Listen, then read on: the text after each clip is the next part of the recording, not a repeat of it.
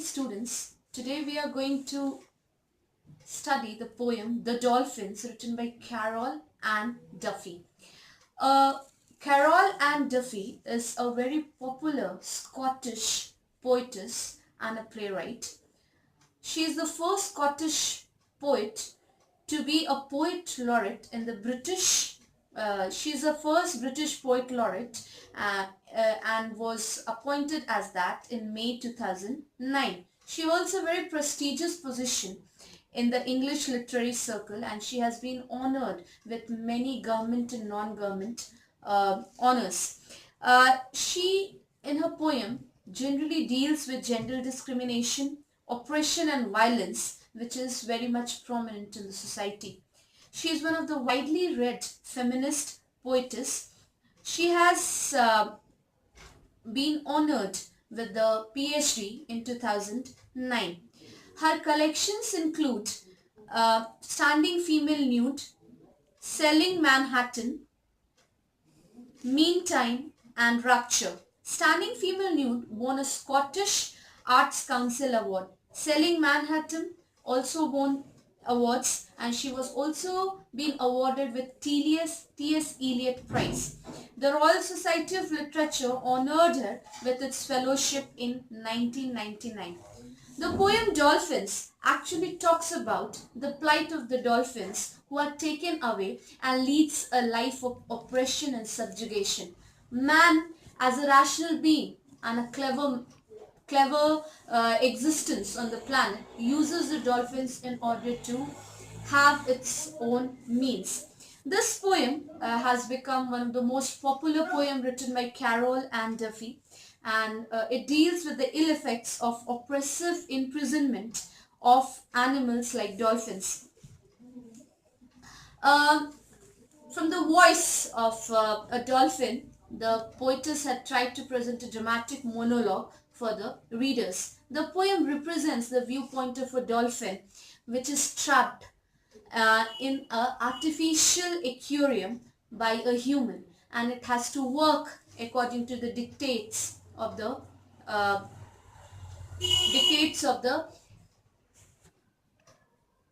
the dolphin speaks about its free happy life in the ocean and their experience in the limited space presently in water tank in which they were living.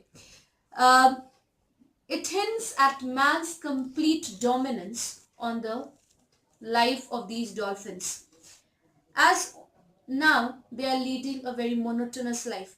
The dolphin recalls the happy and pleasant experience of theirs when they were in the sea. The sunlight appeared, and it reflected on the whole water in the sea, and it gives them a feeling of their own life. In the water part, the dolphins are given music on a single note of music. There is no other thing to replace. There is no other enjoyment in the water tank, artificial water tank. They have just become an article, like a plastic toy playing on the rhythm of the man under whom they are imprisoned. The moon has been replaced by man-made source of light. Nothing is natural at this place. Dolphins feel that they have only a dark, bleak future ahead of them, and they would be dying here one day.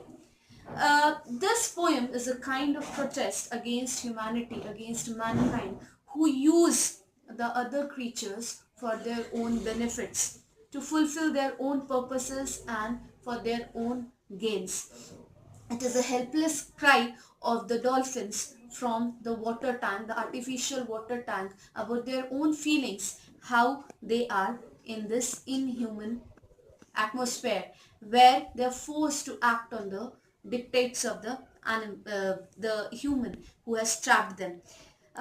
They consider themselves, they compare themselves to a plastic toy. There is no hope for them to survive. There is no hope for them to grow. If we talk about the themes which Carol Ann Duffy wants to present through this poem is the condition of the dolphins in an imprisoned life, how they feel and the element in which they live. Although it's water, the same element that is meant for them, but the situation and circumstances change. They can swim and dance in the water, but not on their own. It's only by the dictates of the human who has trapped them. Um, there is utter hopelessness in their life. Nothing in the world in which they live is natural, as the dolphin speaks about it. The moon has been replaced by a ball, and this only talks about the artificiality of the environment in which they are living. The lines as the poem begins is, world is what you swim in or dance. It is simple. We are in our element, but we are not free.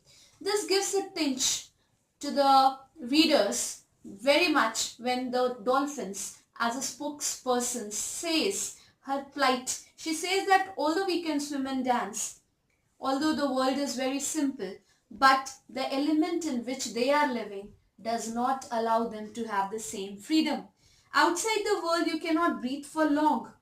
The other has my shape. The other's movement forms my thoughts. The other person standing who is dictating over the dolphins, they are creating their thoughts, their imagination. Nothing is their own. There is a man and there are hoops. There is a constant flowing guilt.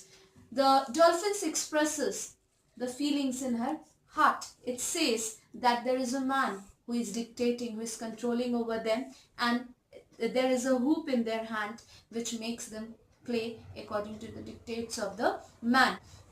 Their movements are under the likings of the man. And there is always a constant flow of water that is compared to guilt in the pool. The second stanza is, we have found no truth in these waters, no explanation tremble on our flesh. In this new world, these waters, they have found no truth. They have found no reason to live there, for their being there. The only thing that they can understand was once they were blessed, and that blessing has been taken away by them when they were taken out from their natural habitat to this artificial habitat, and now they are in a confined space, a limited space, and above that they have nothing to speak. The space beyond is less. Further on, the plight has been spoken, and now we are no longer blessed, for the world will not deepen to dream in. The other knows, and out of love reflects me for myself. We see our silver screen flash by like memory of somewhere else. There is a colored ball we have to balance till the man has disappeared. In this artificial habitat, the dolphins feel themselves to be unblessed. The natural habitat in which once they lived has now become a forlorn dream. The other dolphins shares their feeling. They recall how their bodies received the silvery appearance when the moonlight shone in the sky, and all the things that happened in the past. And in the new world, there is no moon but a colored ball, which they have to balance till the man asks them to do so. Everything has changed completely. And finally, in the last stanza, the poetess has expressed through the dramatic monologue the feelings of the dolphins. The moon has disappeared, we circle when moon grooves.